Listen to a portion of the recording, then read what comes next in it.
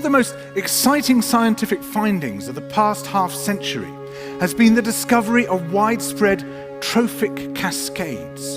A trophic cascade is an ecological process which starts at the top of the food chain and tumbles all the way down to the bottom. And the classic example is what happened in the Yellowstone National Park in the United States when wolves were reintroduced in 1995.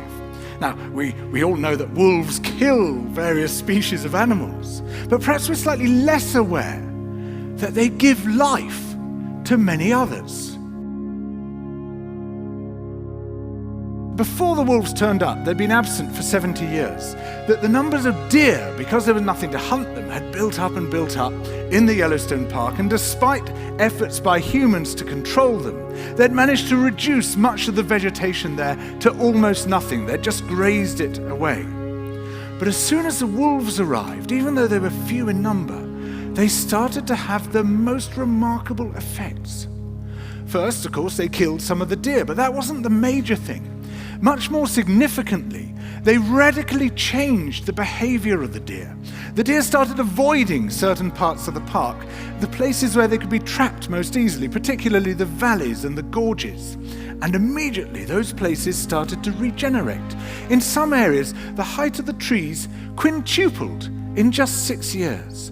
Bare valley sides quickly became forests of aspen and willow and cottonwood. And as soon as that happened, the birds started moving in. The number of songbirds and migratory birds started to increase greatly.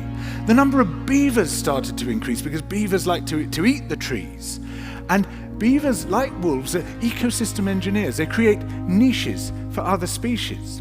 And the dams they built in the rivers provided habitats for otters and muskrats and ducks and fish and reptiles and amphibians. The wolves killed coyotes, and as a result of that, the number of rabbits and mice began to rise, which meant more hawks, more weasels, more foxes, more badgers. Ravens and bald eagles came down to feed on the carrion that the wolves had left.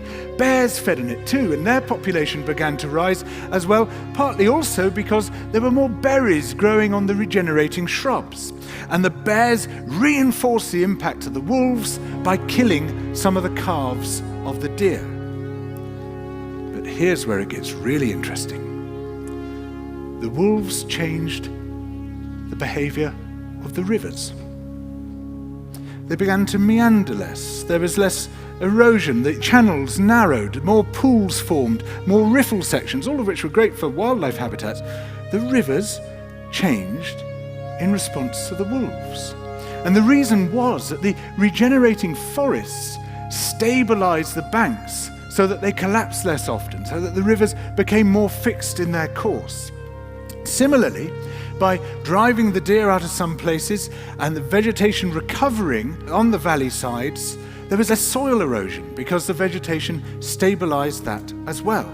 So the wolves, small in number, transformed not just the ecosystem of the Yellowstone National Park, this huge area of land, but also its physical geography.